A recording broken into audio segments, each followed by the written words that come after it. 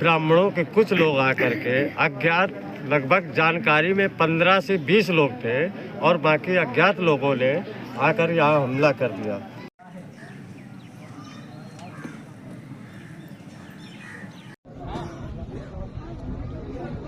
रविदास जी की मूर्ति तोड़ दी गई, एक साउंड मशीन हमारी उठा ले गए।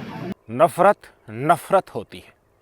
खुद को औरों से सर्वश्रेष्ठ समझना, दूसरे नागरिकों को अपने से निचले दर्जे का समझना, उनको बाहरी समझना, उनको कुछ निम्न कार्य करने के लायक ही समझना, ये जो टेंडेंसी लोगों के अंदर जब आ जाती है ना, तो यकीन मानिए भाई साहब, उनकी वो नफरत सिर्फ मुसलमानों तक ही सीमित नहीं रहती।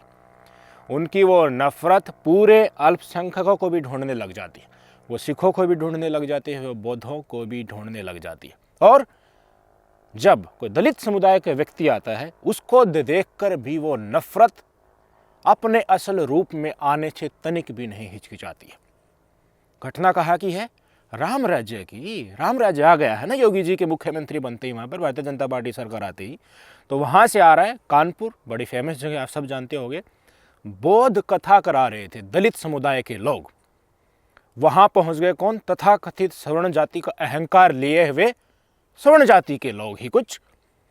उन्होंने वहाँ पर पहुँचकर खूब तांडव किया, फायरिंग की, डराया धमकाया, लात घुसों से पीटा, और जो डीजे सिस्टम जहाँ कथाएं पढ़ी जा रही थी, बौद्ध कथाएं पढ़ी जा रही थी, उनको भी अपने साथ उठा ले गए।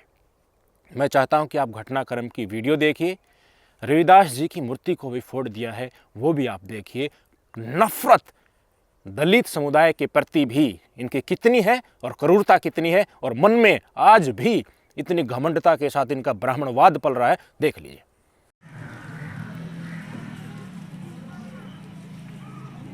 ब्राह्मणों के कुछ लोग आकर के अज्ञात, लगभग जानकारी में 15 से 20 लोग थे और बाकी अज्ञात लोगों ने आकर यहाँ हमला कर दिया।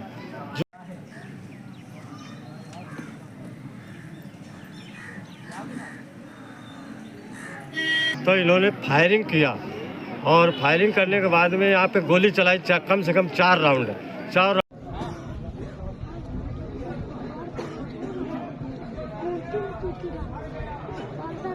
रविदास जी की मूर्ति तोड़ दी गई, एक साउंड मशीन हमारी उठा ले गए।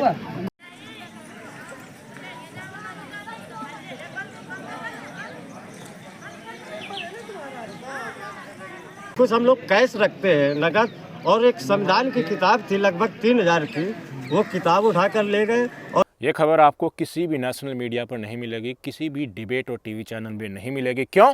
क्योंकि नफरत स्टेट स्पॉन्सर्ड है। नफरत फैलाने के लिए, विभाजन पैदा करने के लिए फंडिंग दी जाती है इस देश में, और जो नफरत पैदा की जाती है इस फंडिंग के जरिए, वो चारों तरफ फैल जाए, इसके लिए पुख्ता प्रबंध भी किए जाते हैं। और जो नफरत फैलाते हैं उनके खिलाफ कोई एक्शन भी नहीं होगा, ये भी सुनिश्चित किया जाता है। अब अल्पसंख्यक समुदाय के लोग ये सोचते होंगे कि ये नफरतबाज है, तथाकथित खुद को धर्म का जो ठेकेदार समझते हैं, हिंदू धर्म के ठेकेदार समझते हैं, ये तो सिर्फ मुसलमानों से हेट करते हैं। नहीं मेरे भाई, इनको अपनी श्रेष्ठता से मतलब है, इनको अपनी दिहाड़ी से मतलब है। इनको जहाँ फ़ायदा हो रहा है धर्म की आड़ में, ये वहीं पर कूच लगा देंगे, सहारा लेंगे धर्म का। और इनके अंदर, बहुत अंदर, जो नफरत सालों से सालों तक पनप रही है, इस देश में संविधान लागू होने के बाद इनकी रोजी रोटी एक तरीके से धर्म के पाखंड से छिन गई है, वो उनको कतई बर्दाश्त नहीं हो। जब भी मौका मिलता है इस तरह के इंसिडेंट को सामने लाकर ये अपने समाज के ऊपर धब्बा बनने का कार्य करते हैं। हिंदू धर्म को बदनाम करने वाले और अपनी ही सर्वश्रेष्ठ जाति को बदनाम करने में तनिक भी गुरेज नहीं करते हैं। पुलिस ने एफआईआर दर्ज कर ली है। नाम सुनेंगे तो सब कुछ स्पष्ट हो जाएगा। देखिए एफआईआर को कॉपी। आरोपी कौन है? चंद्रभान मिश्रा, गोलू मिश्रा, शिवम मिश्रा, जीतू मिश्रा, अरुण कोटेदार, किन्नर मिश्रा, विशंबर मिश्रा, मनीष तिवारी, विधायक पीआरओ, अपना दल का जो विधायक है उनके पीआरओ हैं मनीष तिवारी, तथाकथित सभी के सभी सर्वश्रेष्ठ जाति से हैं। तो हिंदू धर्म की बपोती, एक तरीके से पुराने समय में कुछ लोग अपने आप को समझते थे कि हमारी ही हिंदू धर्म की बपोती है, सारे क्रियाक्रम और कांडक्रम तो हम ही करेंगे, हमारे बिना तो समाज के किसी भी व्यक्तियों का काम सधेगा नहीं, चाहे जीवन हो या मरण हो या खुशी हो या उल्लास हो या फिर कोई गम का वक्त हो।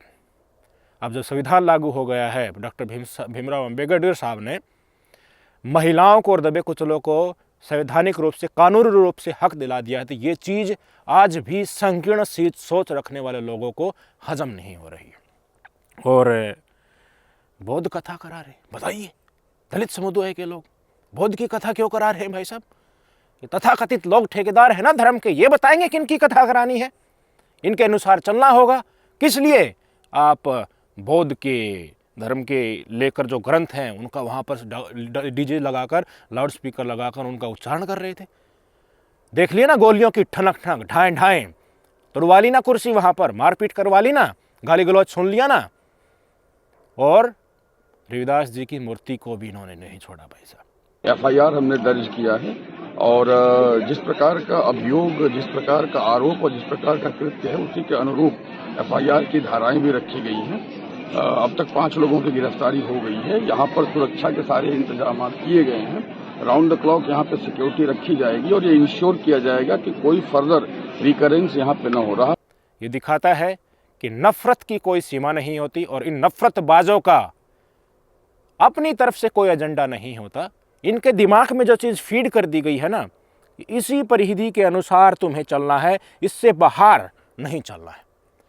तो प्रभु श्री राम को लेकर और गौ माता को लेकर नफरत परोसनी है, तो उसके सामने अगर उसी के अनुकूल, जहाँ पर प्रभु श्री राम का नाम नहीं है, गौ माता का नाम नहीं है, चाहे वो मुस्लिम समुदाय के लोग हों, सिख समुदाय के लोग हों या बौद्ध कथा करा रहे दलित हों, उनको भी नहीं बख्शना है। कितने सालों तक इस देश में महिलाओं ने और दलितों ने जब संविधान का राज नहीं था अत्याचार सहा है, बखूबी पता है। दलितों को सिर्फ और सिर्फ मैला साफ करने का कार्य दिया जाता था, महिलाओं को शिक्षा ग्रहण करने का भी अधिकार नहीं दिया जाता था। ऐसी कंडीशन दलितों के साथ भी थी। कितनी मशक्कत के बाद इस देश में सब कंधे से कंधा मिलाकर लड़े, आज़ादी पाई और संविधान को अंगीकृत किया गया। उसके बाद आज खुली हवा में दलित समुदाय के लोग भी, अल्पसंख्यक समुदाय के लोग भी अपने आप को गौरवान्वित महसूस करते हैं इस आज़ादी के इतने साल के बाद कि हाँ, हमारा रखवाला संविधान है। और उसी संविधान को ताक पर रखकर ये लोग इतनी ठसक और इनके अंदर वो संकीर्ण भावना आज भी भरी हुई है, जिसको एक कहावत के जरिए हमेशा से प्रदर्शित किया जाता है ना, वो सिद्ध हो रही है कि जाति है, जाति ही नहीं है।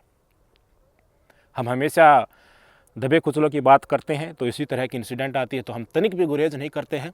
किसी के ऊपर भी अत्याचार हो रहा हो, अगर वो गैर कानूनी तरीके से हो रहा है, वो समाज के विरोध में हो रहा है, वो हमें बिल्कुल भी बर्दाश्त नहीं है। इसी तरह की इंसिडेंट आती हैं काफ़ी चीज़ें, मैं बार बार बताता रहता हूँ। ये मुसलमानों के ऊपर अनाप शनाप बोलते रहते हैं। अब उनसे वोट बैंक सदता है ना मेरे भाई, मुसलमानों से, तो उनको टारगेट कर रहे हैं। क्यों? क्योंकि मुसलमानों की संख्या इस प्रकार से है हमारे भारत में, विशेषकर हिंदी बेल्ट में, तितर बितर तरीके से। जहाँ हिंदू हैं जिस गाँव में, वहाँ पर मुसलमान भी है। तो आपस में दो भाइयों को लड़वाओगे ना और बीच में कोई छोक डालोगे तो दोनों के ऊपर प्रभाव पड़ेगा। तो ज़्यादातर हिंदू बेल्ट में हिंदू समुदाय के लोग हैं, तो उनका वोट पाने के लिए मुस्लिम समुदाय को देश का दुश्मन करार दिया जाता है। अगर मुसलमान इस देश में न होते तो अगला टारगेट दलित ही था। सिखों पर राजनीति नहीं हो सकती, पंजाब में ही केंद्रित है। बौद्धों पर राजनीति नहीं हो सकती, बहुत कम संख्या। ईसाइयों पर राजनीति नहीं हो सकती, सिर्फ साउथ में ही केंद्रित है।